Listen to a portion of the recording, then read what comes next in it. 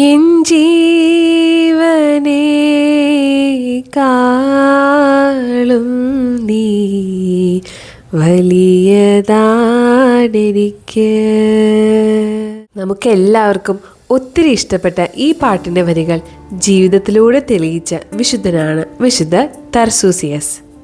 അപ്പമായവനെ അനുഭവമാക്കിയവർ എന്ന ഈ പുതിയ സീരീസിലെ ആദ്യ ദിവസം ഈ കുഞ്ഞു വിശുദ്ധനെ പറ്റി നമുക്ക് മനസ്സിലാക്കാം. ക്രിസ്ത്യാനികളെ രാജദ്രോഹികളായി പ്രഖ്യാപിച്ച് വധിച്ചിരുന്ന ഡയോക്ലേഷ്യൻ രാജാവിൻ്റെ കാലമായിരുന്നു അത്. കുഞ്ഞു താർസൂസിന് പണ്ടേ മാതാപിതാക്കളെ നഷ്ടപ്പെട്ടിരുന്നു. പിന്നീട് അവൻ വളർന്നത് വൈദിക പരിശീലനം നൽകുന്ന ഒരു ഭവനത്തിലാണ്. അവിടെ ഡയനീഷ്യസ് അച്ഛൻ അവനെ ദിവ്യകാരുണ്യ ഭക്തിയിൽ വളർത്തി. സക്രാരിക്ക് മുൻപിൽ അനേക സമയം ചെലവഴിക്കാൻ കുഞ്ഞു താർസൂസിന് ഇഷ്ടമായിരുന്നു. അങ്ങനെ ഈശോയും അവനും ബെസ്റ്റ് ഫ്രണ്ട്സായി.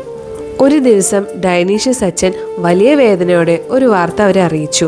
ക്രൈസ്തവ കൂട്ടായ്മയിലെ 20ഓളം പേർ രാജാവിൻ്റെ തടങ്കലിലാണ്. ഈശോയെ തള്ളി പറയാത്ത പക്ഷം നാളെ അവർ മൃഗങ്ങൾക്ക് വലിച്ചെറിയപ്പെടും. അച്ഛൻ തുടർന്നു, ഈശോ ഇല്ലാത്തൊരു ജീവിതം വേണ്ടെന്ന് അവർ ഉറപ്പിച്ചു പറഞ്ഞു. എന്നാൽ ഒരു ആഗ്രഹവും പ്രകടിപ്പിച്ചു.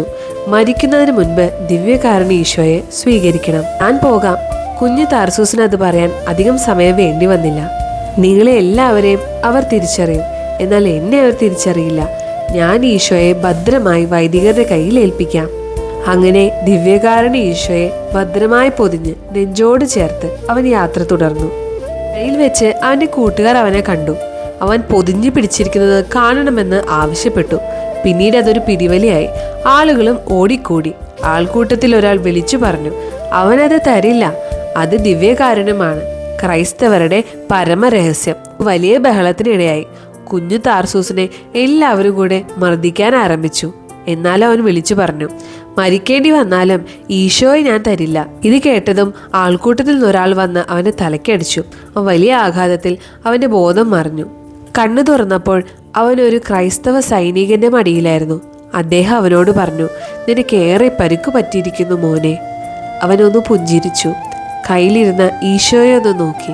പിന്നീട് നിത്യസമ്മാനത്തിനായി യാത്രയായി. അങ്ങനെ തൻ്റെ ജീവനേക്കാൾ വലിയത് അവന് തൻ്റെ ഈശോയാണെന്ന് ജീവിതത്തിലൂടെ അവൻ തെളിയിച്ചു.